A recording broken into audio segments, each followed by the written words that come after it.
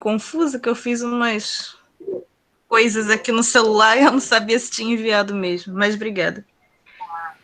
Enfim.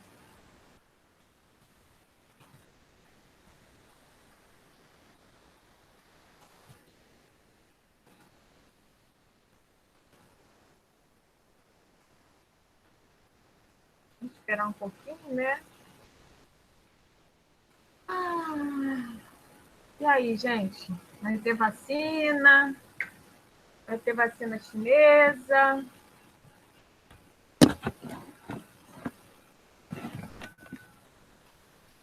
Ana Gabriele, boa tarde. Olha só, a gente já está se atrasando na programação. Boa tarde, Ana Gabriele. Então, eu vou tentar, essa semana eu não vou dar conta, mas na outra eu vou tentar fazer os vídeos que faltam para a gente poder avançar para acertar o calendário, que a gente está atrasado, né? Então, e hoje, é porque não dá para ser tão rápido.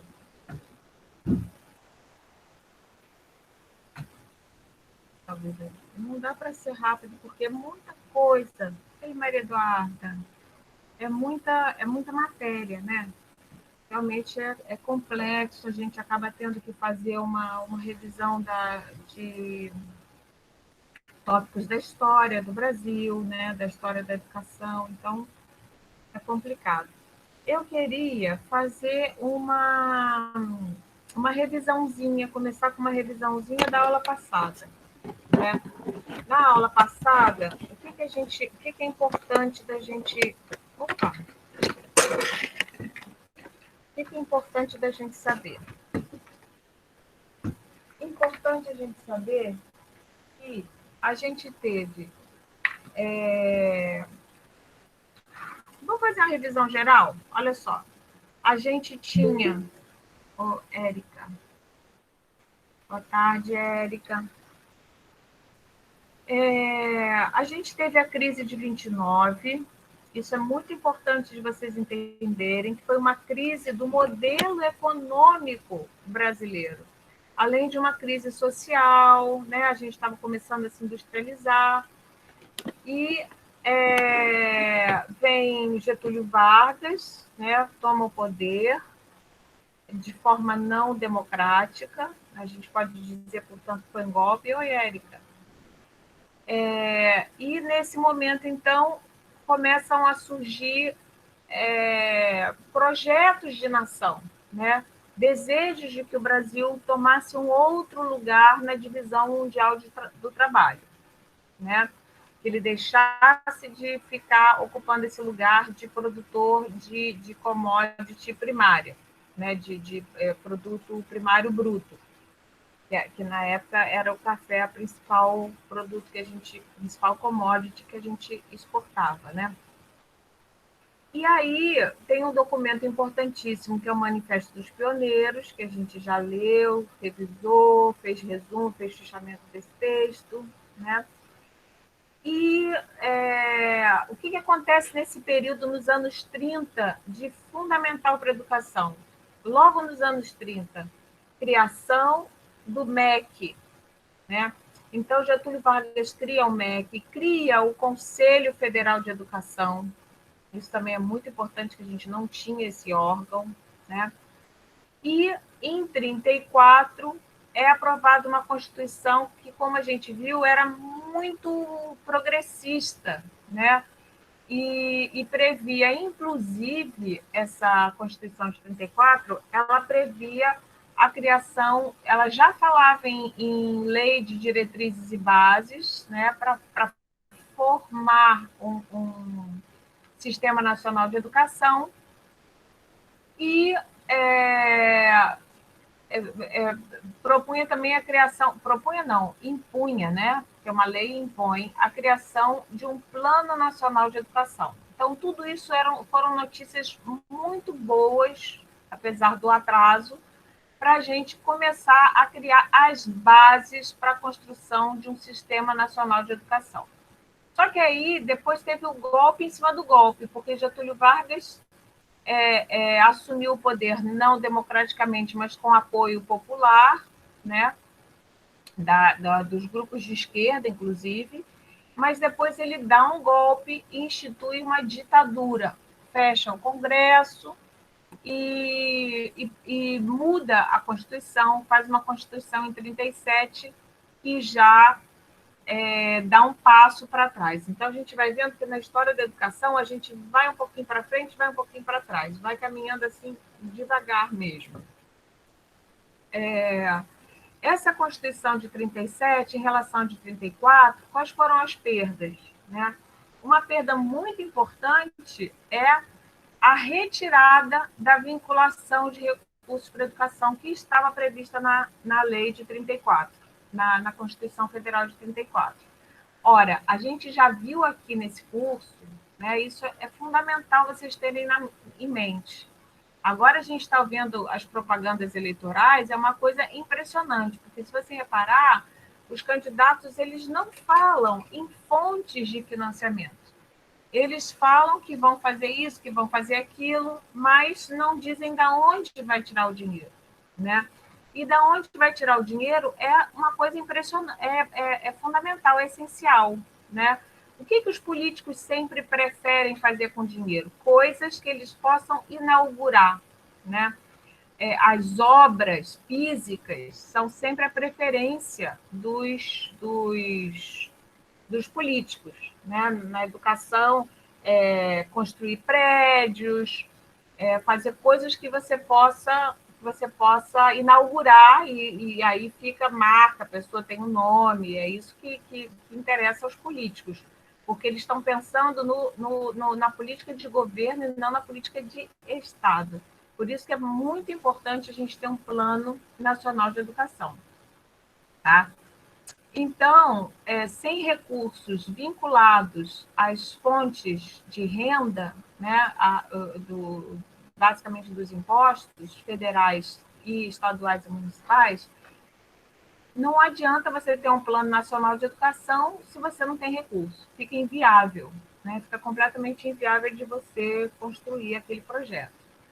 Então, as coisas pioram em 37, depois Getúlio Vargas é deposto, e a gente reinstaura a democracia, e em 46 promulga uma nova Constituição, que aí retoma os avanços que a gente tinha conquistado em 1934. Tá? A partir dessa Constituição, essa Constituição, então, de 46, ela é clara no que diz respeito à criação de uma LDB. Ela diz, é preciso fazer uma LDB. Em 48, se iniciam os trabalhos. E aí tem uma disputa entre dois grandes grupos, os privatistas e os publicistas. Lembrando que a escola pública, o serviço público todo de saúde, de transporte, é inimigo da iniciativa privada, evidentemente, né? Porque para a iniciativa privada, o bom é que o Estado funcione mal. Quanto pior funcionar o Estado, o poder público, mais oportunidade de investimento vai ter o serviço, a iniciativa privada. E eles, então, estavam acostumados já historicamente na história da educação brasileira a fazer o quê? A pegar dinheiro público, né, para criar o negócio da educação. Então, isso começa a mudar a partir de 46. Você vê que a gente já está muito atrasado, né? E aí, de 48 a 61, foi essa disputa, até que a gente chegou a uma lei que, basicamente, não muda muita coisa. Né? Em termos de estrutura, alguém lembra o que a LDB de 61 mudou em relação às reformas do ministro da Educação getulista, que era o Gustavo Capanema? Lembra aquele quadrinho que a gente fez, que eu botei na pastinha para vocês? A organização de ginásio, primário. secundário, e aí depois Não. teria... Sim. Primário, ginasial, Sim. secundário. Se manteve, né, essa Mas organização. isso já tinha, aquela coisa, é a lei com a qual, sem a qual tudo fica tal e igual. Isso aí não mudou. Isso aí já tinha. Tinha primário, ginásio, entre um ciclo e outro, o que a gente tinha? Teste de admissão, né, exame de admissão. O exame de admissão, exatamente, porque tinha pouca oferta de colégios de nível secundário, né, ginasial, né, e no ensino secundário, que seria o nosso ensino médio, como é que era estruturado? Como é que foi estruturado pela reforma Capanema, pelas reformas Capanema?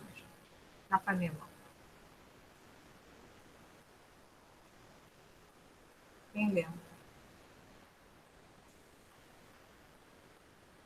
Primeiro grau e segundo grau?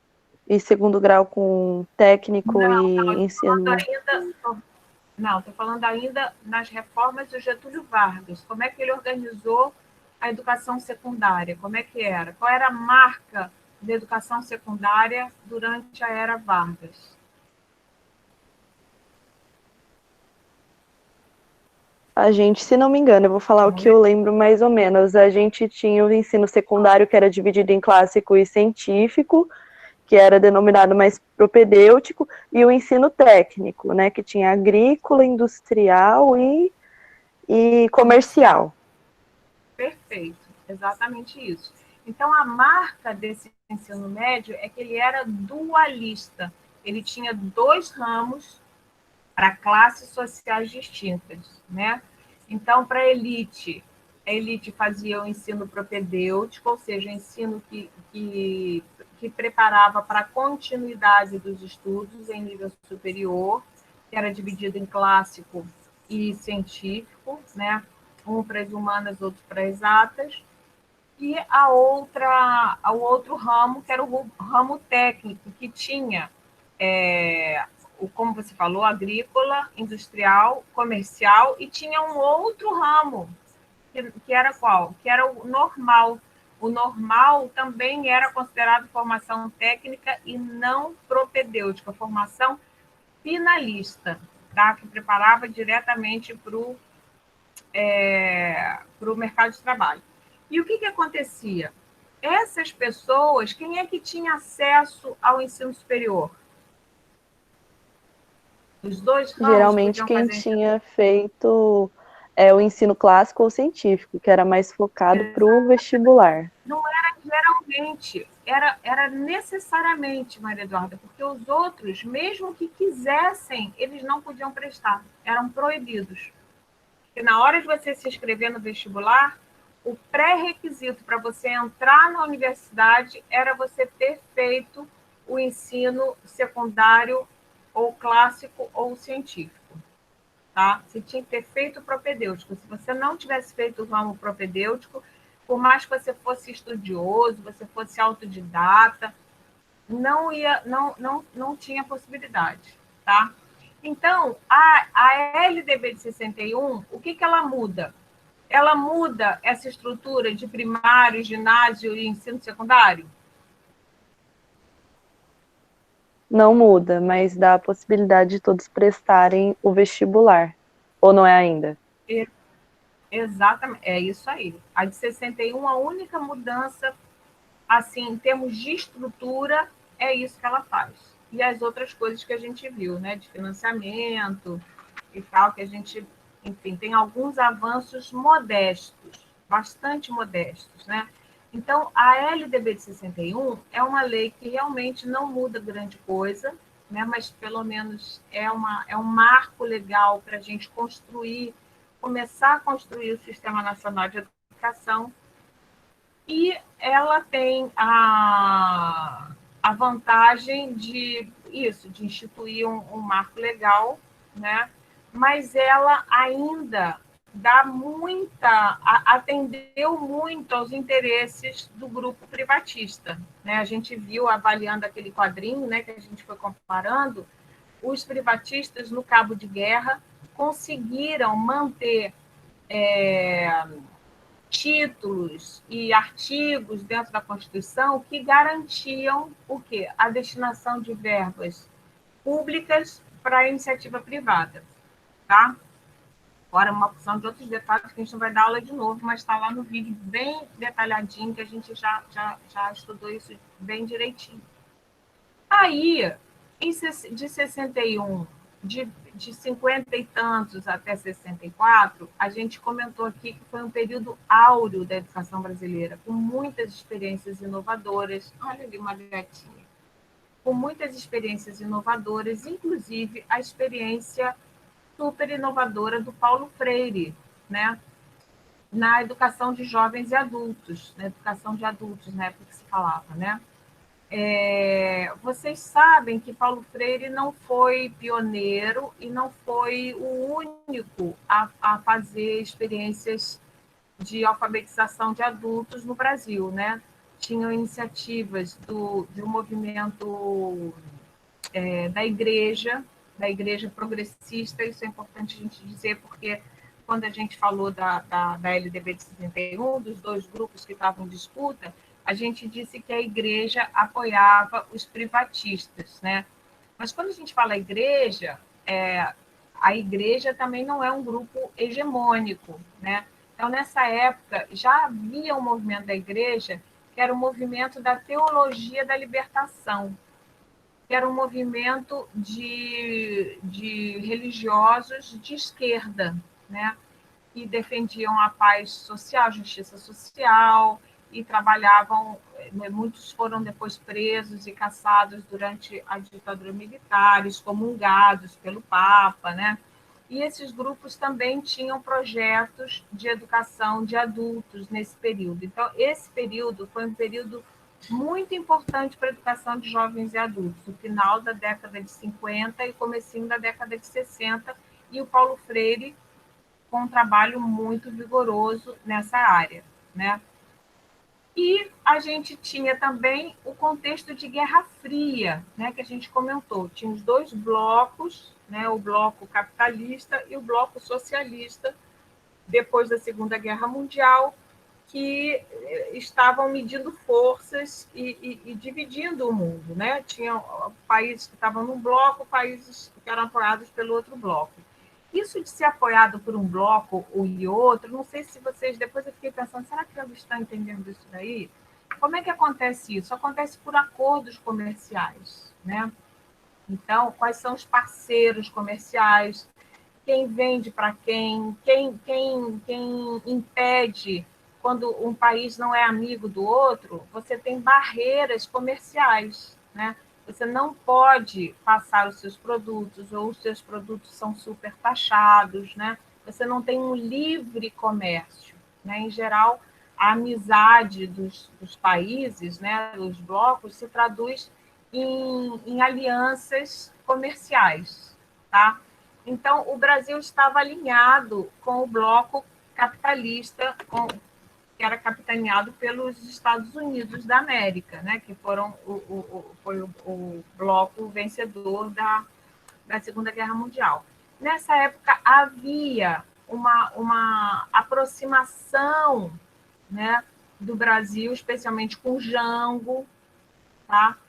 Que foi o presidente deposto pela ditadura militar, e uma aproximação ao regime cubano, né? Cuba tinha feito sua revolução, acho que em 57, 53, 57, por aí, e, e havia um trânsito. Então, por conta disso, houve os Estados Unidos financiaram, né, o golpe militar no Brasil, porque não interessava essa guinada para a esquerda que o Brasil estava dando. Então, foi realizado o golpe, né, o Jango foi deposto. Então, reparem, a LDB é promulgada em 61, é uma lei que já não favorece muito os interesses mais progressistas. Quando a gente diz interesses progressistas, a gente está chamando a atenção de são grupos que pensam na justiça social, em promover a justiça social. O que é o contrário? O que os grupos alternativos, os grupos que fazem oposição a isso, o que eles querem? Não querem justiça social? Não, não querem justiça social. O que eles querem? Eles querem privilégios. Eles querem ter o direito e a liberdade de ter privilégios. Porque qual é a filosofia que está por base disso? Como é que eles justificam isso? Né? Porque ninguém fala um negócio desse sem nenhuma historinha por trás. Né? Eles acreditam realmente. Eles acreditam o quê? Eles acreditam que todo mundo tem força de trabalho para lutar. E acham, então, essa é a base da filosofia liberal, acham que a livre concorrência vai selecionar os mais fortes, né? Então, se a pessoa não é forte o suficiente para ganhar uma concorrência, para se dar bem na vida, para se desenvolver, a responsabilidade é toda dela, né? Então, é uma ideia que pode parecer razoável em alguma medida, né? Na nossa experiência prática, a gente sabe que tem pessoas que são muito acomodadas, realmente a gente tem que fazer um esforço pessoal para conquistar os nossos objetivos e tudo, a gente não pode ficar sem trabalhar esperando que o Estado dê tudo para a gente, evidentemente que não. Mas os grupos que a gente está dizendo mais progressistas, mais de esquerda, eles acreditam o quê? Que o Estado tem um papel de prover a justiça social, de prover as condições básicas para que todos possam concorrer em igualdade de condições. Porque você dizer que todo mundo é livre concorrência, essa livre concorrência é meio injusta, né? Bastante injusta. Por quê? Porque o ponto de partida dos indivíduos sociais não é o mesmo. Então, você vai botar para correr uma pessoa que tem uma formação numa escola maravilhosa, você vê, a escola já era dualista, não é? Então, na hora de concorrer, por exemplo, para o vestibular, para o ensino superior, as condições não eram iguais, né? Quem podia fazer ensino propedêutico, que eram mais ricos, tinham mais chances. Então, se tinham mais chances de fazer ensino superior, tinham mais chances de ocupar postos melhor remunerados, tá? Então, dei uma volta aqui e me perdi um pouquinho. Sim, então, o que acontecia foi isso. A gente, então, nesse momento, a gente tinha esses dois blocos, e o bloco capitalista, basicamente, a filosofia dele é liberal. Ela acredita nisso, que é tipo cada um por si, seleção natural, entendeu? Os mais fortes vão ganhar, os mais fracos perdem, e a responsabilidade deles perderem é deles, porque eles não tiveram força de vontade suficiente para trabalhar. Então, é uma ideia que ela tem um equívoco dentro dela, né? Porque você não pode apostar uma corrida, por exemplo, com uma pessoa que, sei lá, que é aleijada, tem um problema na perna. Ah, não, vai ganhar o melhor. Sim, mas as condições de disputa não são iguais, né? As condições de concorrência não são iguais, então daí é que se gera injustiça. Então, em 64, quando se dá o golpe, né, e atualmente a gente chama isso de golpe civil-militar, por quê? Porque foi um golpe militar protagonizado pelos militares, mas com apoio da sociedade civil organizada, né, que fez um grande comício, um comício gigante, defendendo o golpe, né? Porque eles tinham medo do comunismo, tinham medo que o comunismo se instaurasse. Quem é que tinha medo do comunismo no Brasil? Os grandes proprietários, aqueles que concentravam renda, aqueles que tinham privilégios, né? E Jango queria fazer reforma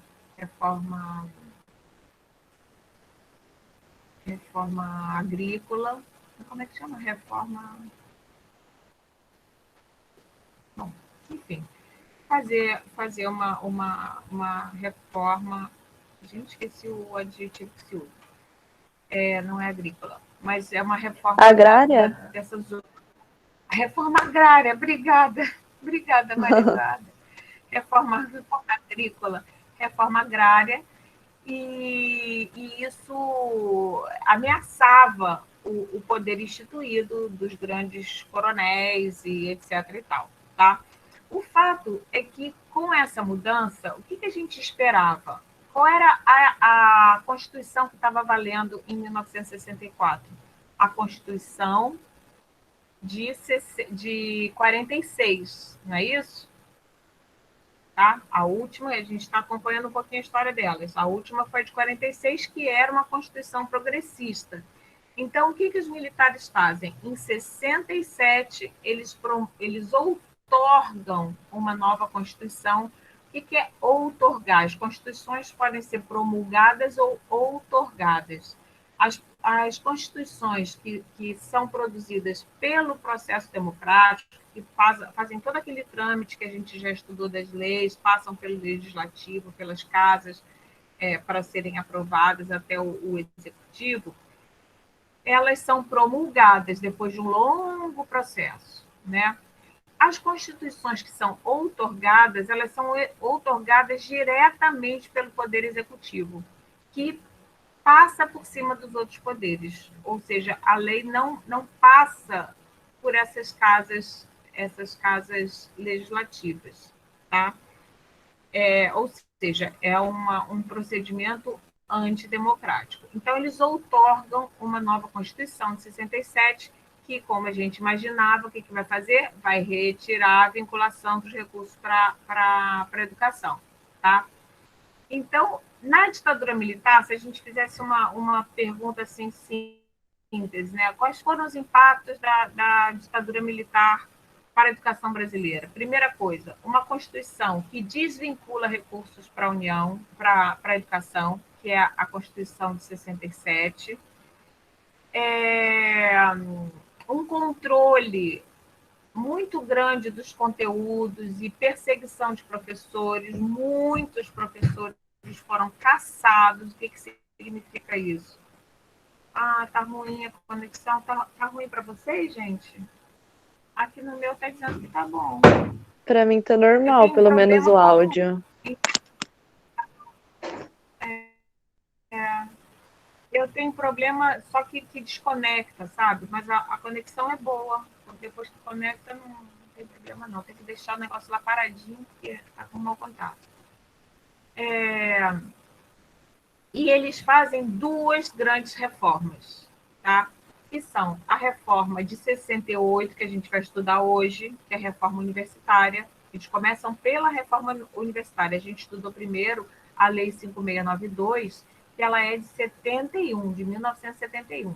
Então, vamos recuperar a Lei 5692. O que se dizia? Quando a gente promulgou a LDB de 61, houve muita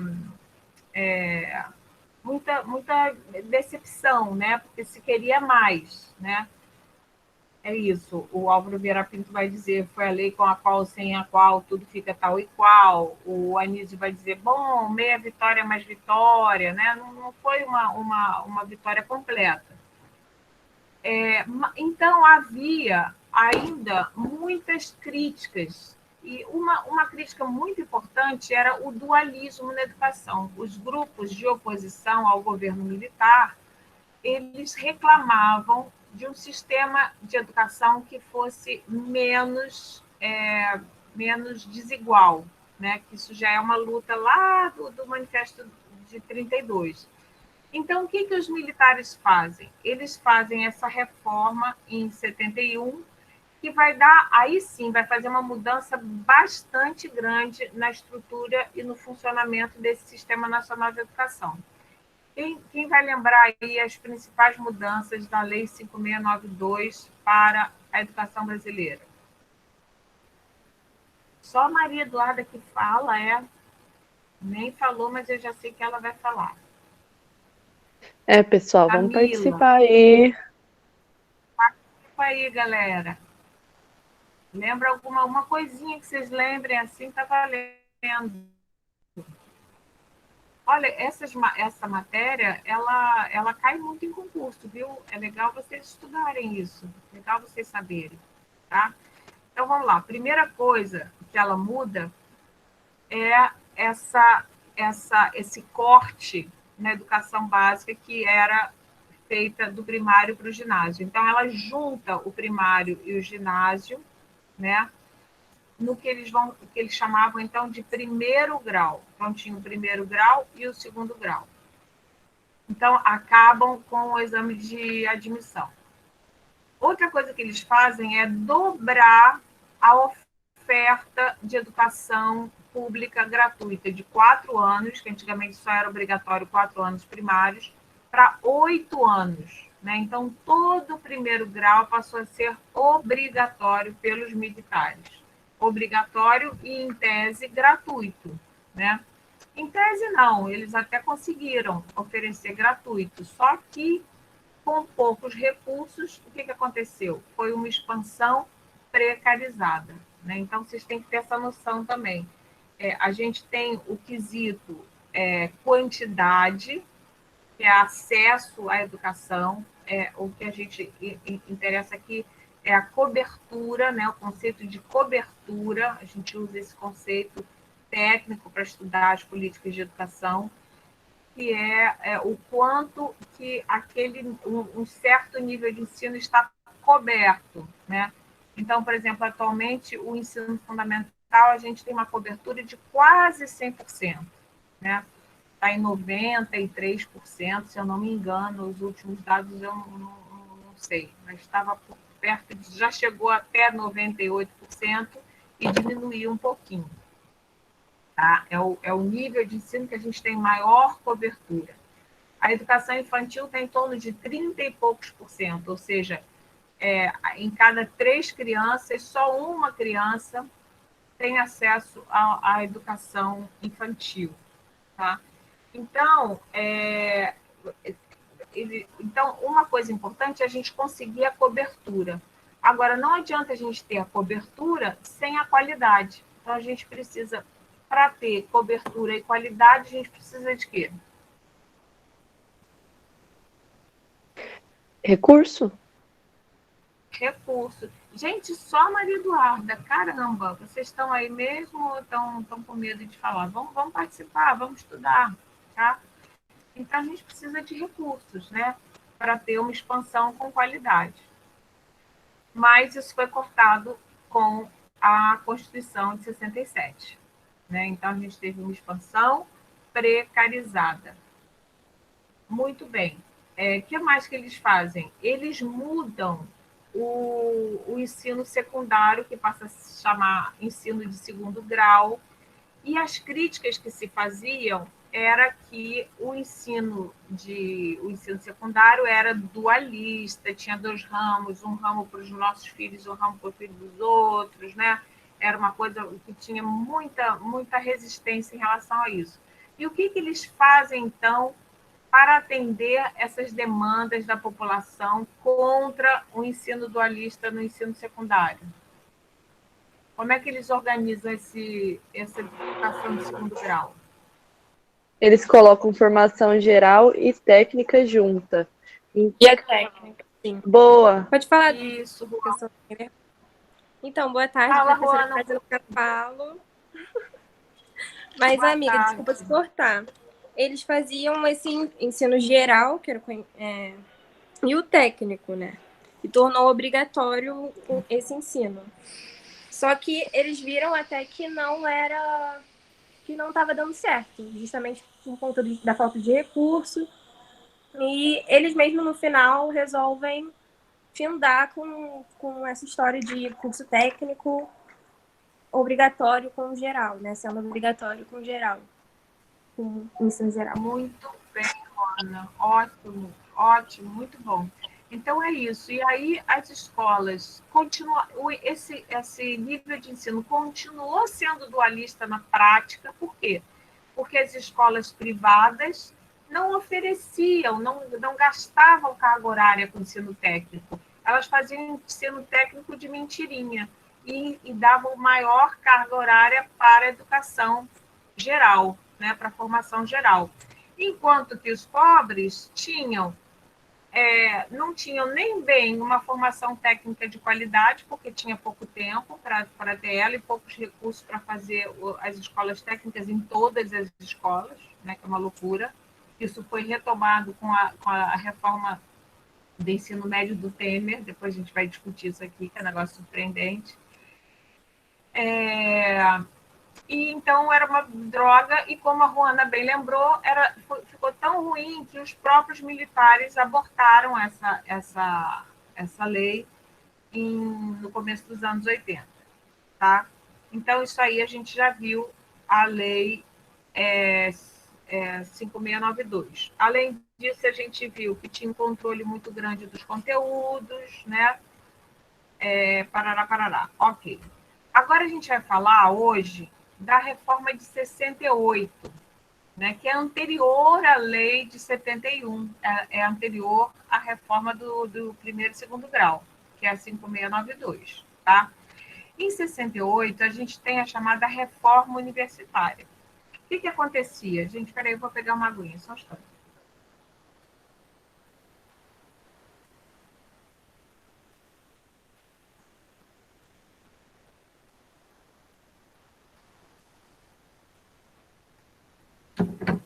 A gente só teve 2 reformas universitárias no Brasil. As 2 antidemocráticas. Uma no governo militar e a outra no governo Lula, por incrível que pareça. Também foi antidemocrática, né? Foi promulgada através de uma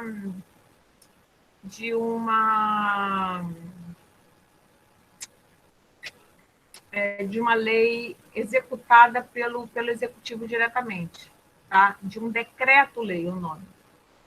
O REUNE é um decreto-lei, tá? Que é promulgado, que é outorgado pelo executivo diretamente, sem passar pelo Congresso, tá?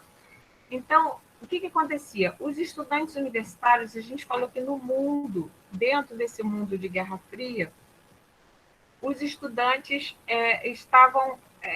eram mais progressistas e tal, e a maioria dos estudantes franceses, por exemplo, que fizeram o maio de 68, né, foi no mesmo ano que os militares fizeram essa reforma. Na verdade, os militares fazem essa reforma em 30 dias, né, eles convocam um grupo de trabalho, convidam um grupo de trabalho, mesmo jeito, né, que fizeram a Lei 5692. Na verdade, acho que a reforma universitária, eles dão um pouquinho mais de tempo. E convidam as lideranças estudantis a participar também. As lideranças estudantis e os grupos e os sindicatos que já não havia mais, né, eles não aceitam participar. Por quê? Porque perceberam que era uma trampa, né? Perceberam que eles não iam ter direito a nada em 30 dias para fazer uma reforma universitária. Então, por que o governo militar convida esses segmentos sociais? Eles são convidados para dar legitimidade ao decreto do Poder Executivo, né, dos militares, da junta dos militares. Eles não aceitam. E essa reforma, então, ela vai atender... Então, a gente precisa entender um pouquinho quais são as demandas do movimento estudantil nessa época. O movimento estudantil defendia uma expansão. Quando a gente fala em expansão, a gente fala em cobertura, a gente fala em criação de vagas, mais universidades federais, né? Mais vagas no ensino superior. Isso era primeiro ponto de pauta. Maria Eduarda, se você puder escrever isso, eu te agradeço. Tá? Então, primeiro ponto de pauta era a criação de novas vagas no ensino superior. Por quê? Porque era um funil, né? Aqueles que conseguiam chegar ao ensino superior, que eram poucos, né? A maioria não conseguia terminar, tá? E muitos não conseguiam chegar, porque não tinha vaga. Aqueles que conseguiam terminar o ensino secundário, né? Eles não conseguiam passar para o vestibular, porque era uma disputa, cada vaga era disputadíssima, né? Tinha muita, muita, muita concorrência. Tinha muito poucas universidades nessa época, públicas, né? De qualidade. Nem, não tinha particular também. Então, eles queriam uma expansão. Outra coisa que eles queriam era o fim da cátedra. Eles queriam que os professores fossem aprovados por concurso público. Nessa época, o cargo de professor das universidades públicas era por praticamente era por sucessão hereditária, entendeu? Então, por exemplo, eu sou titular da cadeira de Política, Organização da Educação Brasileira. Então, essa cadeira, essa disciplina, seria minha até eu morrer, ou até eu me aposentar e indicar quem? Um pupilo meu, né? Alguém que estivesse trabalhando junto, a Maria Eduarda, por exemplo, seria indicada. A Larissa já tá indo para outro grupo, mas poderia ser indicada também, né? Que falou mais, Juana também poderia estar participando mais. Então, essas pessoas iam sendo criadas por esse professor, e esse professor, então, depois, quando ele se aposentava, ele indicava a pessoa. E a pessoa não tinha que fazer concurso nem nada, era cátedra, ele era dono da cadeira. Tá?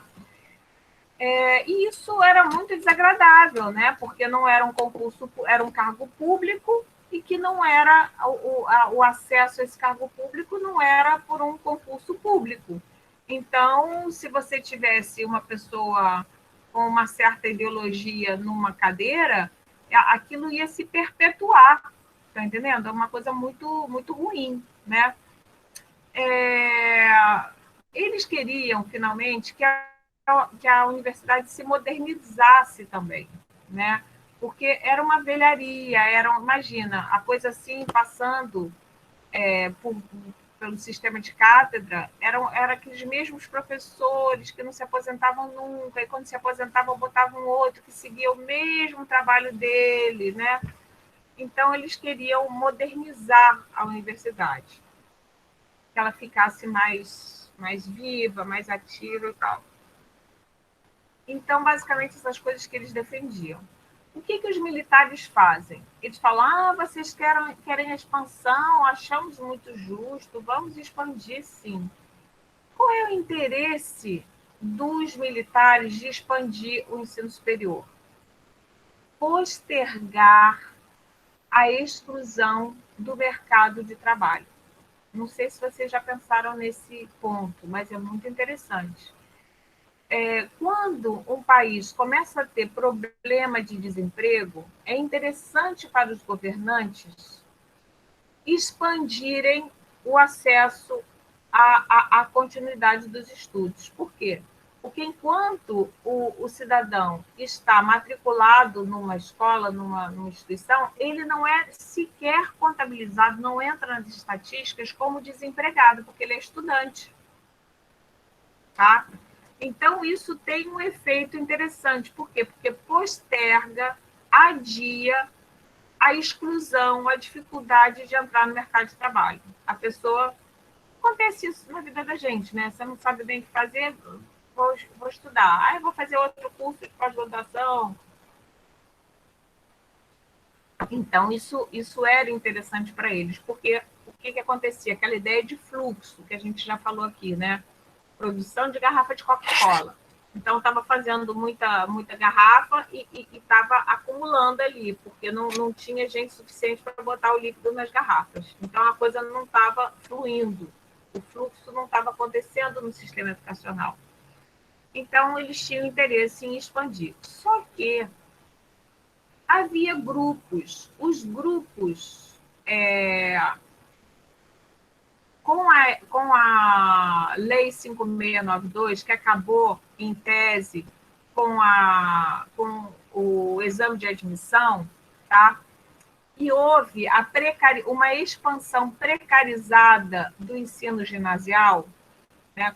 Sempre quando a gente tem uma expansão precarizada num nível de ensino público, isso favorece o florescimento e o crescimento da iniciativa privada, que vai oferecer vagas de melhor, pelo menos eles dizem, né, de melhor qualidade, àqueles setores sociais que querem investir numa distinção. Eu não sei quem foi que comentou aqui comigo, há umas aulas atrás, que tinha demorado a estudar, porque precisava trabalhar, e que tinha dado, foi Josi, talvez, não me lembro, e tinha dado toda a oportunidade para os filhos estudarem, né? Tinha feito um sacrifício. Vocês lembram desse depoimento? Eu acho que foi a Dijane. Ah, foi a Dijane, exatamente, foi a Dijane, que não está hoje por aí. Foi a Dijane, isso mesmo. Então, o que a pessoa faz? A pessoa que pode, vendo que o ensino público, apesar dele estar disponível, o acesso ser democrático, ele tem qualidade ruim, isso significa o quê? Você faz o curso, mas depois você não consegue emprego, ele não tem valor. Então, a pessoa que quer mobilidade social, uma das estratégias de mobilidade social, de você mudar de extrato social, é através da educação. Então, essas famílias fazem um esforço para pagar, investir na educação privada dos seus filhos. Com isso, então, com a expansão precarizada do ensino básico com a Lei 5692, tá? E já antes já havia essa expansão precarizada, o que aconteceu? Esses grupos começaram a crescer, escolas particulares começaram, havia uma demanda por escolas particulares, tá?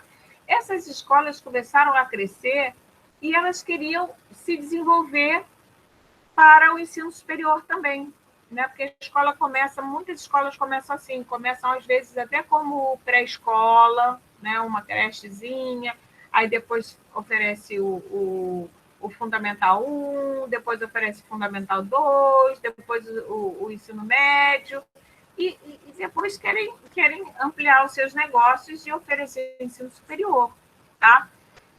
Então, num acordo dos militares com esses grupos que já estavam se formando, Colégio Objetivo, UNIP, exatamente, todos esses colégios vão se formando assim. Esses grupos, para vocês terem uma ideia, gente, Conselho Federal de Educação, ele era todo formado por representantes da iniciativa privada na educação, né? Então, aqueles mesmos que perderam várias coisas com a LDB de 61, né, mas estavam ali lutando para garantir seus privilégios, eles tinham a maior parte das cadeiras do Conselho Federal de Educação. Olha que loucura, né? O conselho que vai decidir qual escola pode abrir, qual universidade deve abrir, em que condições e tal, eram os donos das escolas privadas, né? Então, naturalmente, isso facilitava muito as coisas para a expansão do negócio privado, tá? Então, o que os militares fizeram? Os militares, na verdade, isso aí é uma coisa que eu queria... Eu fiz questão de dar uma aula só sobre isso, porque é muito importante. Em termos de política, é muito comum...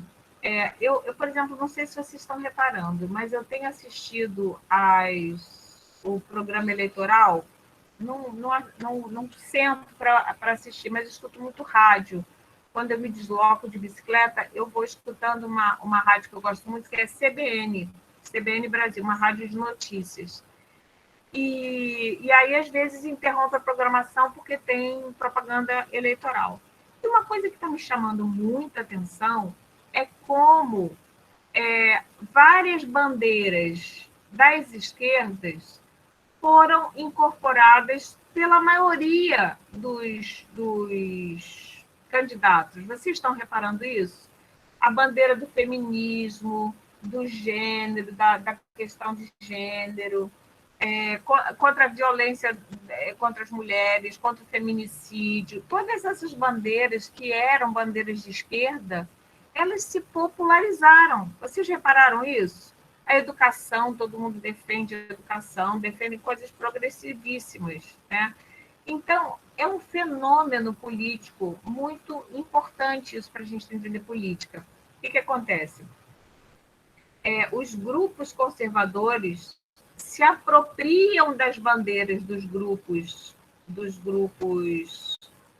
progressistas para darem uma cara, uma maquiagem de que eles são progressistas, entendeu? Mas por baixo disso tem toda a perspectiva e a maneira de agir para garantir liberal, para garantir os privilégios de poucos, tá? Então, como é que eles fazem essa reforma? O que eles mudam nisso? Vocês querem expansão do ensino superior? Ah, vamos ter, sim. Só que como é que eles criam todas as condições para os empresários privados abrirem universidades? Então, eles fazem a expansão. Houve uma grande expansão do ensino superior no período da ditadura militar, a partir da reforma de 1968, a reforma universitária. Mas como? Porque eles criam as condições para a iniciativa privada atuar nesse setor. Quais são as condições que eles criam para isso? Condição número 1, FIES. Já ouviram falar no FIES? Pois é, vocês sabiam que foram os militares que criaram o sistema de financiamento para os estudantes pobres e trabalhadores? E vocês sabiam que o FIES é uma forma de endividamento cruel que só favorece aos banqueiros? Pois é, né? Então, eles criaram uma forma de financiamento para que os trabalhadores pudessem se endividar para pagar a universidade privada. Ao invés deles ampliarem o sistema de ensino superior público, eles criam as condições para se ampliar o sistema de ensino superior privado. Estão entendendo isso? Então, a primeira coisa é criar mecanismos de financiamento, ou seja, de endividamento dos estudantes trabalhadores, né? E criam uma coisa que a gente tem hoje e acha que sempre foi assim, mas não era assim, que é o sistema de créditos. Esse sistema que existe hoje, essa feição que a universidade tem hoje, ela foi cunhada pelos militares em 1968. A universidade antigamente não era assim. A universidade antigamente você entrava com uma turma, né? E você seguia com aquela turma, como se fosse na educação básica. Quem ficasse para trás, ficava. E aí, isso aí, para a iniciativa privada, é uma coisa muito ruim, né? Porque qual era o público que a iniciativa privada estava visando?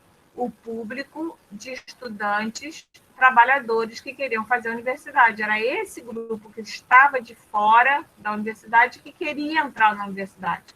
Só que esse grupo tem condições especiais, eles não têm tempo, eles são trabalhadores, né?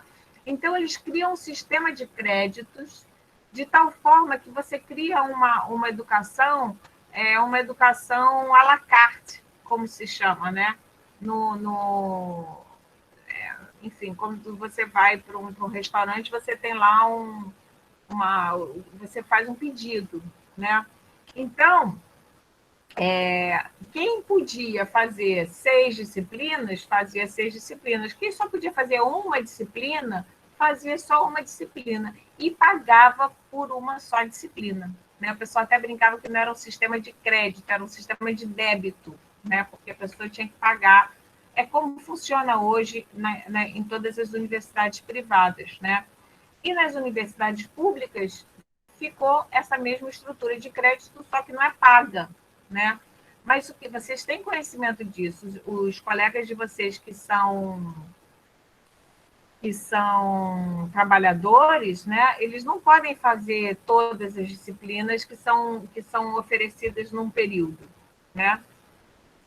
E antes desse sistema de créditos, a coisa funcionava, você era obrigada a fazer todos aqueles créditos, que não se chamavam créditos, eram matérias, daquele período, para você passar para o período seguinte, para o período seguinte. Era assim que funcionava. Como funciona hoje os anos da escola básica? Você faz o sétimo ano tem aquela carga horária. Você faz com a sua turma toda a carga horária. Você não faz assim, eu vou pegar português, não vou pegar inglês esse ano. Não, não é assim que funciona, né? Então, esse negócio de vou pegar essa disciplina, não vou pegar outra, foi criada pelos militares nessa reforma de 68. Então, a reforma de 68 cria condições do financiamento para o estudante trabalhador, cria o sistema de créditos, que facilita o estudante a organizar a sua vida de estudante, compor, né, a vida de estudante com a vida de trabalhador. Em relação à cátedra, eles extinguem a cátedra, eles aceitam Professora, isso. Né, só um minutinho, fala. antes que eu esqueça, deixa eu te perguntar. Você acabou de falar que eles que criaram esse sistema de créditos. E até hoje permeia, na nossa faculdade, por exemplo, tem, né? Eu trabalho e eu tenho essa dificuldade de pegar todas as matérias. Inclusive, eu estou estudando, do meu período mesmo, que é o segundo, eu só estou estudando a sua matéria. O restante eu estou pegando o terceiro. E tá sendo ruim, porque eu até, às vezes, eu até chego a chorar, porque eu fico pensando, nossa, eu só queria me dedicar 100% à faculdade. Mas eu não tenho esse privilégio. E eu fico pensando que esse sistema que você acabou de falar que eles criaram é justamente para a pessoa ficar nesse. Ao invés de criar a responsabilidade do poder público de dar o apoio para o estudante, de estudar, só estudar e não se preocupar com o trabalho, não. Eles querem que a gente se vire e faça tudo ao mesmo tempo e acho que a culpa é nossa. Tipo, a gente se culpar por isso, sabe? Vocês são responsabilizados, né? Que eles não dão as condições. Porque é isso que você está falando, gente. Se a pessoa tem talento, né? O que defendia o Manifesto de 22? Aqueles que tinham tido um bom desempenho na educação básica, que deveria ser igual, sem ser essa coisa de melhor para uns, pior para outros, educação básica de qualidade para todo mundo, aqueles que se sobressaíam nos estudos, que mostravam uma aptidão, um gosto, um interesse por estudo, esses deveriam ir para o ensino superior com tudo pago, né, com garantias para eles se manterem ali, né? Mas não é assim que funciona. Então, é muito angustiante, você tem toda a razão. E outra coisa que acontece também, isso é muito importante nessa reforma universitária. Eu não sei se você, com certeza você já reparou isso. Você fazendo a universidade assim aos pouquinhos, o que acontece? Você não cria unidade com a sua turma, né? Você nem... Eu fiz universidade assim também. Eu me formei, não me formei com a turma que eu entrei, porque eu fui fazendo muito mais lento, porque eu trabalhava, já tinha minha filha, né? Então, eu me formei com uma turma que eu nem conhecia, com umas pessoas que eu não conhecia. Eu não criei vínculo com a minha turma. Não existe esse negócio de turma com sistema de créditos, né? Você pode estar com uma turma do terceiro período, uma turma do quarto período. E isso também era uma estratégia do governo militar para desmobilizar a luta estudantil, porque eles já tinham visto o que tinha acontecido na França, em Paris, em 1968. E os estudantes maoístas, aqueles que defendiam Mao Tse-tung e a Revolução Cultural na China, né? Na época que a China se tornou uma nação comunista, fez a Revolução Comunista, né? Quando a China era comunista, ela continua sendo no papel, mas é o país mais capitalista de todos atualmente, né? Então, eles tinham muito medo. Nesse período de Guerra Fria, isso era muito perigoso, que os estudantes se organizassem politicamente, organizassem greves, os estudantes estavam organizados. Então, como é que você cala a boca de um setor que está organizado? Dando aquilo que eles pedem antes deles cobrarem. Está entendendo? Então, esse é um mecanismo, uma estrutura. Getúlio Vargas fez isso também com o movimento sindical. O movimento sindical estava se organizando para cobrar a reforma trabalhista. E aí Getúlio Vargas faz o quê? Oferece de graça. Só que quando ele oferece de graça, ele não oferece nas condições que se pediam, né? Ele oferece menos e desmobiliza aquele grupo, porque o grupo não vai ter a força de ter ganho uma luta, tá entendendo? Ele não ganhou a luta, ele teve a luta esvaziada, porque o ditador ele dá, ele entrega aquilo como se fosse ele que tivesse feito.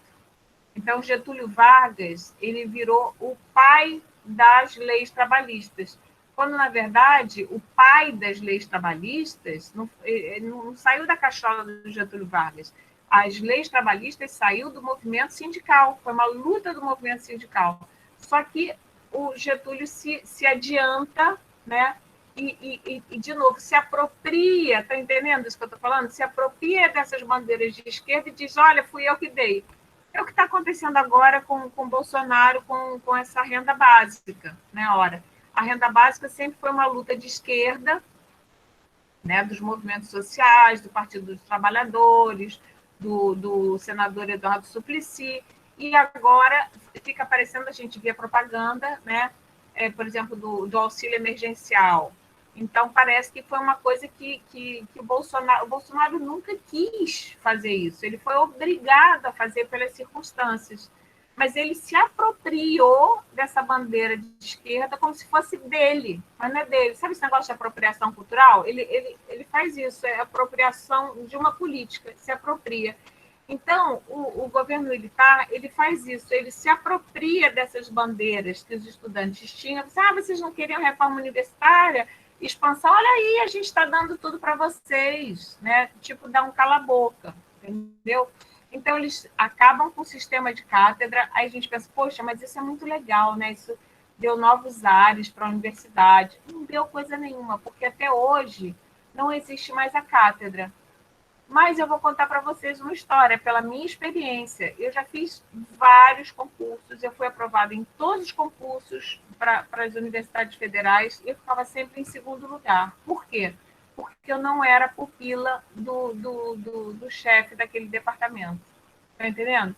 Então, assim, a gente passou a ter o concurso público, mas os concursos públicos são muito controlados, né? Se eles não forem com a sua cara, se você não fechar politicamente com o grupo que está mandando ali no departamento, você não vai entrar, mesmo que você faça a melhor prova de todas. Infelizmente, é assim que funciona a Universidade Federal hoje. Estou falando uma coisa aqui que vai ficar gravada, mas azar. É isso mesmo, tá? Então, eles acabam com o sistema de cátedra, mas criam a sucessão por concurso. Né? É um concurso público, mas as cartas são marcadas nos concursos públicos. Tá?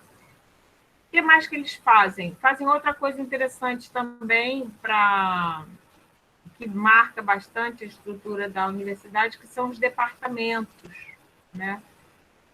Na nossa instituição, a gente viu isso acontecer em consonância com interessante, porque na época da reforma universitária, os grupos mais à esquerda, eles rejeitavam essa proposta de pulverização dos professores em pequenos grupos corporativos, né, que são os departamentos. E aí a gente vê no Instituto de Educação, que é um instituto mínimo de Angra dos Reis, a gente tem 2 departamentos, né? Tem um só de educação e o outro de geografia e política pública. São pouquíssimos professores, por que não pode ter um departamento só, né? Por que tem 2 departamentos? Porque existe uma disputa política pelos recursos. Quem vai ter concurso, quem não vai ter concurso. Então, você cria uma competição interna dentro do sistema universitário. Isso também foi criado pelos militares. Tá? Que mais? Aquela disciplina moral e cívica, que tinha no primeiro e segundo grau, passa a ser incluída também na universidade, né? E com isso, o que aconteceu? A gente teve uma expansão do ensino superior, só que, ao final do governo militar, né, mais do que 70% das vagas no ensino superior estavam no sistema privado. Vocês acreditam nisso? Ou seja, a cada 10 estudantes que estavam no ensino superior, só 3 estavam no sistema público. Adivinha como é que é hoje? Quem chuta aí? Qual é a relação de vagas ensino, no ensino superior, público e privado? Então, estou falando que no regime militar, ao final, por conta dessas condições que os próprios militares criaram a partir da lei da reforma universitária em 68, que expandiu o ensino superior, mas dando incentivos para a criação de vagas pelo sistema privado, não é? A relação era 7 vagas para o sistema privado e 3 para o ensino público. Como é que vocês acham que é hoje?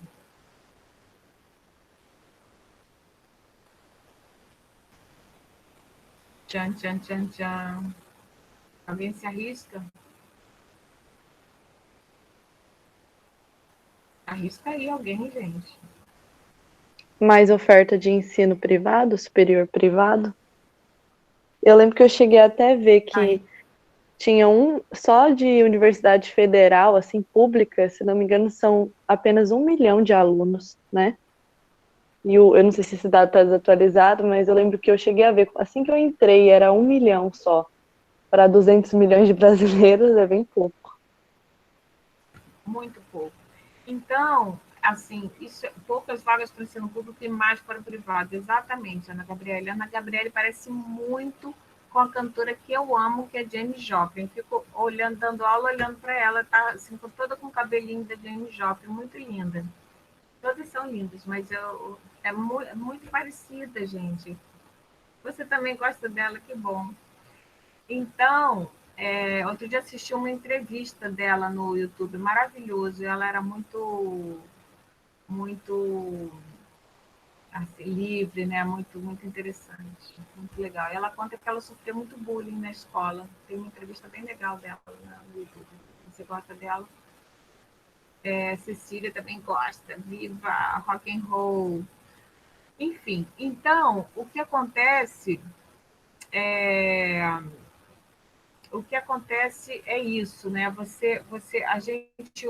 gente tem muitas condições. O que se criou depois para ter mais condições para o ensino superior privado crescer? Além do FIES, se criou o ProUni, né? Porque o ProUni ele faz o quê? Ele dá dinheiro público para a universidade privada. Então, sim, que eu ia falar o seguinte, quando a Maria Eduarda começou a falar de números, não sei quantas mil vagas, eu tenho muita dificuldade com números absolutos, né? Isso é uma coisa que eu queria inocular na cabeça de vocês de alguma forma, né? Eu queria converter vocês a essa ideia, esse hábito.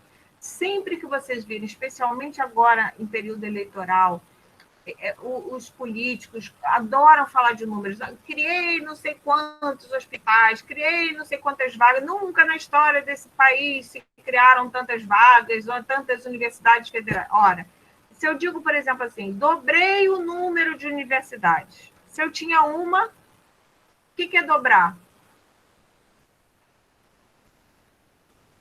Hein, gente? Se eu tinha uma universidade, eu dobrei o número de universidades, o que eu fiz? Construí quantas? Construiu uma, né? Uma, entendeu? É muito fácil dobrar quando você tem uma, dobra para 2, né? Então, a gente tem que tomar muito cuidado com esses dados, né? O que é legal a gente buscar? Sair dos números absolutos, porque a gente fica 1 milhão, não sei quantos mil, a gente fala, bom, mas isso, o que isso quer dizer, né?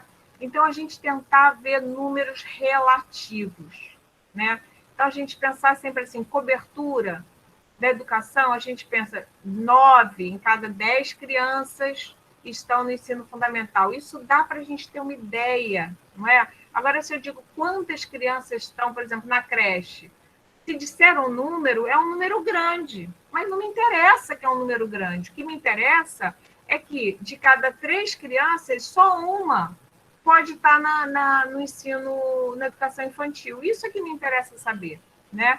Então, a diferença entre número absoluto e número relativo. O número relativo é um número que é a porcentagem, que é sempre em relação a alguma coisa, 50%, ou seja, de cada 100, 50, né? Em relação a um grupo de 100, 50 estão dentro, estão fora. Então, é isso que a gente tem que entender. Então, gente, essa proporção, ela aumentou. Hoje em dia, tem mais do que 70% de universidades privadas em relação a menos de 30%. Quer dizer, essa última reforma universitária, ela favoreceu a expansão do ensino superior privado. Então, quando a gente fala assim, criou mais vaga, mas a gente quer que essas vagas sejam públicas, né? Por quê? Por que a gente quer por que a gente tem mania, preconceito contra a privada? Não é preconceito. Acontece que a universidade privada, ela tem uma porção de limitações, né? De novo, porque como a gente estava vendo que a diferença entre investimento e gasto, né? Então, como a universidade privada ela visa o lucro, né? Ela não vai ficar pagando para o professor estudar, ela não vai ficar pagando para o professor pesquisar. Então, o professor na iniciativa privada, você vê esses espaços da vida, eu, felizmente, nunca trabalhei na Estácio. Você trabalha feito um condenado e não tem tempo de estudar, não tem tempo de se desenvolver, né? E o professor, para ele ser um bom professor, ele precisa ter tempo livre, além da docência, né? A universidade não é nossa atribuição simplesmente dar aula, mas na universidade privada, sim. Né? Na universidade privada, o professor é um horista, é um auleiro, ele vai lá dar aula, ele ganha pouco, ele é super explorado, e ele tem essa vida assim, tem que dar um monte de aula. A Estácio, quem passou pela Estácio, eu tenho vários companheiros que passaram anos até conseguirem entrar numa universidade pública, e é uma coisa horrível para a própria vida da pessoa, porque a pessoa vai emburrecendo, né? Porque não tem tempo de estudar. Tem uma professora da UF, que até minha xará, a Andréia, agora esqueci o sobrenome dela, ela já deu aula na UF de Angra. Gente, esqueci o nome dela, estou ficando muito gaga. Caramba, esqueci completamente. Mas se vocês puserem Andréia, professora UF, ela pesquisa, eu acho, se eu não me engano, ela é do Serviço Social da UF de Niterói, e ela tem uma pesquisa super interessante com outra professora que eu também esqueci o nome, que é super importante da UERJ, gente, eu estou muito gaga. Que elas pesquisaram as universidades privadas, sabe? É um trabalho muito interessante mesmo. E aí tem essas coisas. Gente, ali em Angra dos Reis você compara quantos alunos tem na Estácio, quantos alunos tem na UF. É um negócio gritante, né? Tem um monte de alunos, a Estácio não para de crescer com dinheiro público, porque aquilo ali eles recebem dinheiro público através do ProUni, e a gente fica ali tendo que pedir dinheiro para político, para conseguir fazer uma coisa ou outra, né? Para conseguir fazer obra e depois inaugurar, né? Que é o que conta mais. Então, foi o saldo assim da reforma de 68. Então, uma reforma muito importante, né? Então, o que a gente diria? Vamos tentar fazer um resumo aqui para a Maria Eduarda sistematizar. Primeiro, foi feita de forma antidemocrática, né? Foi uma lei outorgada, um decreto-lei, né? Não passou pelo Congresso. Foi feita por um grupo de trabalho, tentou chamar os estudantes e os movimentos sociais para participar, eles não aceitaram, fizeram muito bem, eles estavam perdidos, né? Em 30 dias você vai fazer a reforma já estava pronta, era só para eles assinarem, para dizer que tinha o aval deles, eles não deram o seu aval por uma reforma feita desse jeito, né? Porque foi uma traição. Então, a maneira como essa lei foi criada, a gente já conversou. Essa lei, então, foi criada num contexto em que os estudantes, num contexto mundial, em que os estudantes significavam uma ameaça grande durante a Guerra Fria, né? Os estudantes tinham muitos estudantes maoístas, muitos estudantes comunistas, né? Estudantes que estavam alinhados com esse outro bloco. Então, eles queriam calar a boca desses estudantes. Tá? Então, eles se antecipam e fazem a reforma. Você vê que eles fazem a reforma universitária antes de fazer a reforma do primeiro e segundo grau, porque era emergencial. Eles tinham que conter os movimentos que estavam acontecendo. Nesse período, gente, eu vou ver se eu coloco para vocês no link, na descrição do vídeo, vou ver se eu acho, porque eu tenho isso, está lá em Angra dos Reis, eu tenho um DVD, mas acho que já está no YouTube. Tem uma coisa muito interessante, os militares nessa época, eles caem de cima na universidade, você vê como que a universidade, ela também é o lugar a massa crítica da sociedade, ou pelo menos deveria ser, né? Então, não é à toa que o Bolsonaro também ataca o ensino superior, ataca a universidade, porque é dali que as coisas vão sendo criadas, o pensamento crítico é criado na universidade, tá? E na universidade também são formados os professores da educação básica.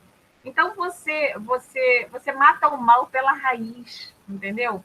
Então, você conter esse movimento que estava acontecendo, já tinha estourado em 68, exatamente no ano em que os militares fazem a reforma, eles fazem correndo, porque eles veem, gente, esses estudantes estão muito saindo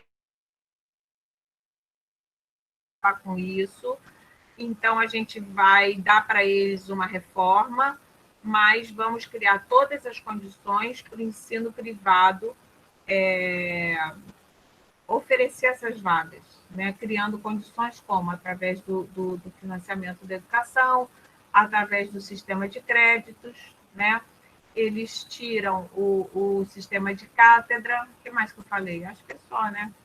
E um controle, sim, tem outra coisa muito importante, porque depois tem o AI-5, o Ato Institucional número 5, né? Que permite os militares a controlarem a vida dos professores e expulsarem, né? Então, vários professores universitários perderam emprego por falar isso ou aquilo em sala de aula, né? Então, isso que eu estou falando agora para vocês, por exemplo, está sendo gravado, né? Se a gente estivesse numa ditadura militar, ainda bem que a gente não está, não é isso? Eu poderia ser denunciada, tá? Então, esse tipo de controle da falta da liberdade de cátedra, isso aí é uma marca também desse período militar. E eles começaram a fazer o seguinte, eles botavam infiltrados, que eram arapongas, como a gente chamava antes. Então, você assistia a aula, eu entrei na universidade em 1981, tá? Então, não foi o período... a gente já estava num período de redemocratização, né, que durou esses 4 anos, assim, até em 84 a gente ter a primeira eleição indireta, mas teve um presidente civil, né, que foi o Tancredo Neves. Mas, mesmo assim, a gente ainda tinha, eu tinha notícias, né, você podia estar na sala de aula, que ele não era aluno, ele era um infiltrado do regime militar para te denunciar, né? Então, havia isso, havia essa matéria de organização social da educação brasileira, que era a OSPB, né? Que você era doutrinado ali pelos militares. O que mais? O sistema de créditos prejudicou a organização estudantil, né? Os DCEs, isso tudo, porque você indo com uma mesma turma, para você fazer uma organização política é muito mais fácil. O movimento estudantil universitário, ele tem esse problema, né? Porque a pessoa fica pouco tempo. Então, para você se organizar, fica mais difícil. E no sistema de créditos fica mais difícil ainda.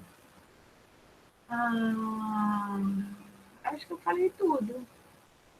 Alguma dúvida vocês têm? Então, essa reforma foi muito importante. Ah, sim, tem mais uma coisa que eu queria falar para vocês, que é uma coisa também bárbara que havia nessa época, que era uma certidão de ideologia. A pessoa, para ser professora universitária, para fazer o concurso era público, mas ela tinha que apresentar uma certidão de ideologia. Que era o quê? Você tinha um órgão público, né? Que era tinha o SNI, que era o Sistema de Inteligência, Sistema Nacional de Inteligência, tinha o DOPS, que era a polícia polícia política do governo militar, que você tinha que ir lá nesse setor para pedir uma declaração, tipo, nada consta. Nada consta significava o seguinte: se você tivesse participado de um movimento secundarista ou de um grêmio acadêmico na faculdade, se você tivesse participado de movimento de bairro, né, de associação de moradores, qualquer coisa assim de organização social, você entrava no seu certificado que você tinha afinidade por ideologias exóticas. Existe esse documento, gente. Vocês podem buscar na internet um exemplar. Um negócio impressionante. Então, se você tivesse algum contato com ideologias exóticas, leia-se socialismo, comunismo, justiça social, qualquer coisa desse gênero, qualquer coisa que fosse social, né, por igualdade, organização, movimento feminista e tal, você não conseguia uma vaga como professor universitário. Então, todos os professores universitários que tinham participado de algum movimento político, algum partido político, Partido Comunista, associação de moradores, associações, sindicatos, tudo isso, eles foram expulsos, né, através do ato inconstitucional 5, o AI-5. Então, o que aconteceu também na universidade nesse período, por conta de todo esse conjunto de coisas? Houve um empobrecimento do corpo docente. O corpo docente da universidade ficou muito ruim, porque, na verdade, as melhores cabeças foram expulsas do país, né? E aí, depois, a gente entrou com a luta pela anistia. Estou falando da gente que eu participei ativamente desse movimento pela anistia no Brasil, a partir de 78, 79, quando é promulgada a lei de anistia. Para quê? Para que os presos políticos voltassem, aqueles que foram exilados do país, porque essas pessoas perderam seus empregos na universidade, professores universitários, e foram perseguidos, e perderam seus direitos políticos e civis no Brasil. Então, eles pediram asilo político em outros países. Então, foram para Londres, foram para Chile, foram para os países vizinhos, né? O Paulo Freire foi embora nessa época, né? O nosso herói aqui, que a gente gosta, o Anísio Teixeira também, né? Até ter sido morto pela ditadura militar, né? Então, o negócio era muito feio, a universidade ficou muito, muito controlada, ficou amordaçada, né? E, sim, eu ia falar do vídeo de vocês. Então, para vocês, eu vou tentar achar na internet, que é /68, é o nome do vídeo. chama Barra 68, barra dessa gíria, né? Que barra, nossa, que barra, porque foi uma barra em 68 para as universidades. E havia uma universidade, a UNB, que tinha sido criada, isso é muito importante vocês saberem também, tinha sido criada nesse período aí do final dos anos 50, 60, que foi a UNB, a Universidade de Brasília, que foi criada nos moldes super abertos, era uma universidade, ainda tem uma marca assim, né, a UNB. Então, os militares simplesmente invadiram o campus da UNB e saíram prendendo os estudantes, porque diziam que estava cheio de comunista na universidade, vejam só. E aí saíram prendendo as pessoas. E os militares, então, fazem uma modernização conservadora. Alguns autores usam esse termo que eu acho maravilhoso, né? Porque eles utilizam várias coisas que a UNB já fazia, tipo concurso, acabar com a cátedra, organização das disciplinas e tal. Eles utilizam essas modernidades, né? Mas conservando os valores mais tradicionais, né? Então, outra coisa, por exemplo, a eleição para reitor, né? Que agora também com o governo Bolsonaro também foi uma coisa que a gente volta e meia ameaçado, né? De não ter mais eleição para reitor, porque eleição para reitor funciona assim, tradicionalmente. A comunidade, professores, estudantes e funcionários, né? Os técnicos administrativos elegem uma lista tríplice, 3 nomes. E esses nomes são encaminhados, porque a gente está falando de universidade federal, né? Uma universidade federal é uma universidade que faz parte da União, né? Do Poder Executivo Central. Então, é o Poder Executivo que nomeia o reitor, né? Eu me pergunto por que durante tantos anos do governo do PT isso não foi mudado, né? Deveria ter sido, mas não mudaram, não.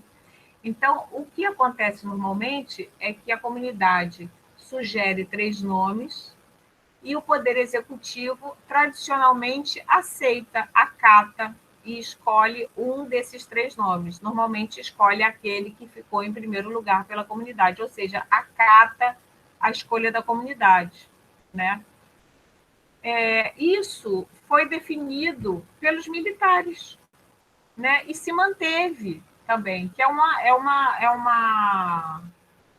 ataque à autonomia universitária, né? Isso é outra coisa que a gente que esses grupos defendiam, né? Uma universidade autônoma, uma universidade que os professores tivessem liberdade de cátedra, que tivessem liberdade de eleger o reitor, tudo isso então acabou, a universidade ficou amordaçada, controlada. Imagina, você tinha um Araponga, se eu fosse professora universitária, você estava dando aula, tinha um espião te assistindo. Hoje em dia tem também, de vários grupos, né? Tem até dos movimentos identitários também, botam arapongas para poderem te denunciar também.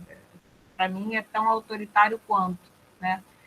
Então, uma coisa, essa lógica do denuncismo eu acho muito, muito feia, né? Isso se estabelece nesse período. Então, essas são as marcas das reformas que foram empreendidas pelos militares nesse período de ditadura, né? Lembrando que, com esse amordaçamento da universidade brasileira, né? Com esse empobrecimento das ideias, com tantas proibições, com tantas limitações, com tantos controles, e com a expansão da universidade privada, que é completamente dependente, a universidade privada ela não é livre, né? Uma coisa interessante também da gente pensar, uma coisa bacana da universidade pública é que as pesquisas elas estão livres, porque elas não são financiadas pela iniciativa privada. Então, se eu faço uma pesquisa, eu chego à conclusão, sei lá, que a indústria, não sei das quantas, faz mal ao meio ambiente. Eu vou publicar isso, porque eu não tenho rabo preso com o poder privado, tá entendendo? Então, isso é muito bacana. Se esperaria que a construção do conhecimento fosse autônoma, né? Então, por isso que a gente, quando defende a autonomia universitária, defende a universidade pública, em parte é por causa disso, porque sendo pública, em tese, se você não tem um regime autoritário, né, em tese você tem liberdade para fazer a pesquisa e chegar às conclusões que a sua pesquisa te levar, né, sem ter que prestar contas com quem está patrocinando a pesquisa. Tá? Então, com esse empobrecimento do ensino superior, o que aconteceu? E outra coisa, como... então, são três marcos legais importantes durante a ditadura militar. Constituição Federal de 67, que acaba com a vinculação de recursos. Reforma de 68, que promove a expansão precarizada do ensino superior, expansão precarizada, controlada e principalmente organizada pela iniciativa privada com dinheiro público. Tudo de ruim, né? E a Lei 5692, que a gente já falou bastante na semana passada e já revisou aqui. Então, são esses três marcos legais principais das reformas. Com a subtração desse artigo, né, que garantia a vinculação de recursos na Constituição de 67, na Constituição de 46 e que foi tirado na Constituição de 67, o que aconteceu? Toda essa expansão do ensino secundário, do ensino de primeiro e segundo grau, né, e do ensino superior, público, que se deu também, algum público, como foi com pouco dinheiro, foi uma expansão precarizada. O que significa isso? Houve muito arroxo salarial. Nunca os professores, a categoria ganhou tão pouco na história deste país, né? Com isso, o que acontece? A carreira passa a ser pouco atraente, né? Eu me lembro quando eu fiz universidade, eu entrei isso em 81, depois abandonei, voltei quando já trabalhava, já tinha filho e tal. Mas havia muito preconceito, até hoje há também ainda, né, em relação à licenciatura. Né? Tanto é que você vê aquele curso de política pública, falou logo que era um bacharelado, né, lá no nosso instituto. Não queria ser uma licenciatura. Então, isso por quê? Porque as licenciaturas, o cargo de professor, ele é desvalorizado, ele é desprestigiado, mas ele é desprestigiado por quê? Por uma fofoca? Não, por um dado muito concreto de realidade, porque ganha menos, né? Então, as profissões cujos salários são mais baixos, elas têm menos valor social, porque menos pessoas estão dispostas a trabalhar por um salário tão baixo. Está entendendo? Então, isso tudo diminuiu muito a qualidade do ensino. E lembrando, qual é o impacto também da reforma de 68 sobre a educação básica? Tem impacto? Tem. Por quê? Porque é na universidade que você forma os professores que vão atuar principalmente no antigo segundo grau. Né? No primário, tudo bem. O pessoal do curso normal atuava no primário numa boa, nessa época, né? Isso aí só vai mudar, começa a mudar paulatinamente com a LDB de 96, tá? Então, os professores que eram formados na universidade, eles já eram formados castrados com universidade em universidade privada de pouca qualidade, né? Então, um problema muito grande. Né? Agora, para vocês verem que privilégio que é estudar e trabalhar numa universidade federal ainda hoje, né? É difícil e a qualidade é muito, realmente é melhor, né? Por causa disso, que a gente tem condições de sustentar o trabalho da gente naquele tripé de ensino, pesquisa e extensão. A extensão também é outra marca da universidade pública, que é muito importante. É um papel social que a universidade tem, de oferecer cursos, oferecer serviços para a comunidade, não só para os estudantes que estão matriculados na universidade. Eu acho que eu já dei meu recado. Vocês querem comentar alguma coisa? Perguntas sobre essas reformas? Agora, no próximo encontro, a gente vai ver o seguinte. Pro, rapidinho. Quanto aos 3 marcos legais que você estava falando, eu esperei um pouquinho para não te interromper, mas cortou na hora. É a Lei 5692 e a de 68. E qual o outro? A Constituição Federal de 67. Ok. Obrigada.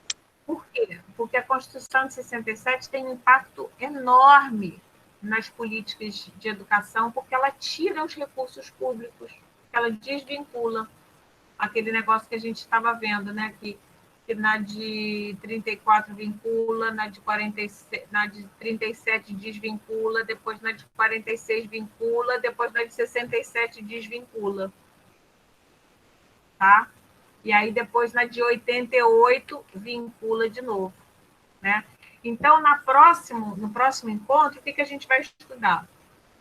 Tem um livro que eu gosto muito, que eu botei na pastinha de vocês, tá? Que é do Luiz Antônio Cunha, que se chama O Golpe na Educação, onde ele fala tudo isso que eu falei aqui, e mais muita coisa. É um livro pequenininho, mas muito, muito legal, um livro gostoso de ler, bem tranquilo.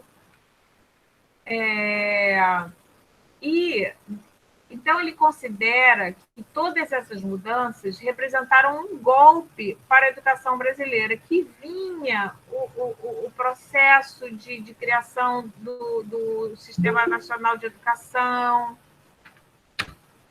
né? Vinha começando ali, só que aí, esse período a gente perde muita coisa, né? Tem vários retrocessos. Especialmente isso, os controles dos professores, os salários que diminuem, a falta de liberdade, né? Parará, todas essas coisas que a gente falou, expansão do ensino superior pela iniciativa privada, né? E aí a gente vai ter, isso vai acompanhar, você vê que os militares fazem isso assim que eles entram. 64 eles entram, 68 eles fazem a reforma universitária para matar o mal pela raiz, né? Depois eles fazem a reforma do primeiro e segundo grau em 71, tá? E aí eles vão indo, eles garantem todo o período deles controlando a educação.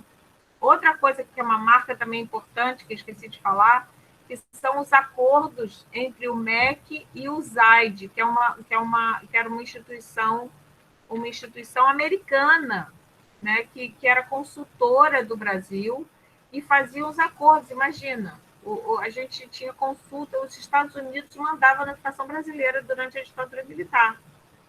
Né? Então, uma coisa bem, bem absurda mesmo, né? E aí, o que aconteceu? No período de redemocratização, a gente está falando aí de comecinho, finalzinho da década de 70, acho que a lei da anistia de 79, se eu não me engano, quando começam a voltar Fernando Gabeira, Brizola, né? Enfim, todo mundo que tinha sido exilado tem o direito a retornar e vários assumem seus cargos, voltam aos seus cargos na universidade, né? Então, começam a haver fóruns, já vou dando aqui uma canjinha da próxima semana, o que a gente vai tratar. Eles começam a fazer fóruns e pensando assim, bom, olha, a ditadura, porque tem uma coisa muito interessante que vocês são jovens, não devem saber disso. O último presidente militar que a gente teve, né, eles iam se sucedendo, o último foi o Figueiredo, tá? o general Figueiredo. E aí ele... Estou lembrando agora que a gente cantava uma musiquinha que era assim: ô Figueiredo, Figueiredo, Figueiredo, só quem te ensinou a governar, Figueiredo, só foi o tombo do cavalo, Figueiredo, só foi o golpe militar, Figueiredo, só... Lá vem, Figueiredo, só quando ele vem fascista, Figueiredo, só todo de verde, Figueiredo, só com seu bonezinho. A gente brincava assim. Então, porque ele era da cavalaria, ele era do exército, né? Então, falava, ou foi o tombo do cavalo ou foi o golpe militar. Enfim, e ele era um presidente sui generis, né? Porque ele falava coisas assim. Então, ele foi responsável, a ditadura foi acabando pelos próprios militares, né? Então, os militares resolveram fazer o que eles chamavam de democracia ampla e ampla, geral e restrita era anistia. Uma lenta e gradual, né? Uma abertura lenta e gradual. Então, se chamava abertura do sistema militar, da ditadura militar.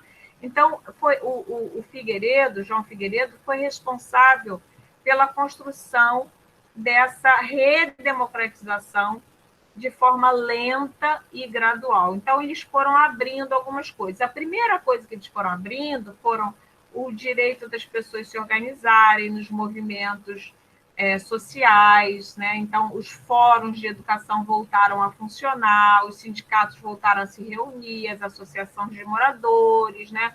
Depois, nos anos 80, a gente teve as primeiras eleições municipais, né? No Rio de Janeiro, a gente elegeu o Brizola, em São Paulo, a gente elegeu a Erundina, né? O Brizola do PDT, Erundina do PT. O Paulo Freire, gente, foi secretário de Educação em São Paulo. Olha que luxo, né? Então, as coisas começaram a abrir. E esses fóruns de educação que foram se organizando, eles fazem uma análise de tudo que a gente perdeu nesses 20 anos e tudo que deveria ser mudado para a gente dar um rumo progressista para a educação, melhorar a educação brasileira. E disso daí vai sair um documento que a gente vai estudar na semana que vem, que é a Carta de Goiânia. É um documento muito importante na história da educação brasileira. Essa Carta de Goiânia vai influenciar dois marcos legais, que é a Constituição Federal de 88 e a LDB de 96, né? Porque a Constituinte se forma em não vou lembrar, 85, talvez? Será que eles ficaram 3 anos estudando? Não me lembro muito data, gente, mas, enfim, se criou a Constituinte, um grupo de parlamentares para fazer a nova Constituição. Como era um processo democrático, não era como os militares fizeram as suas 2 reformas, com um grupo de trabalho que tinha 30 dias para fazer um texto, né? Não era assim. Então, uma Constituição Federal séria, durou vários anos, muita disputa política também, né? E a população e a sociedade civil se organizava para pressionar os constituintes, esses parlamentares que estavam responsáveis por redigir uma nova carta, né, constitucional em relação à educação. E eles entregam uma espécie de manifesto dos pioneiros, que é a Carta de Goiânia, é o segundo documento que a gente vai ler, assim, estudar aqui, com várias reivindicações. E muitas delas, conforme a gente vai estudar, são reivindicações que já estavam contidas no Manifesto de 32, tá? Porque a gente, então, vai se preparar. Agora, vocês veem como é que é a história da educação brasileira? A gente vai indo assim, melhora um pouquinho, e depois volta de novo, melhora um pouquinho. Agora a gente está, de novo, num movimento de retrocesso, né? Então, vamos ver, a gente tem que começar, quando a gente está nesse movimento de refluxo, a gente tem que se fortalecer e se organizar para o momento seguinte.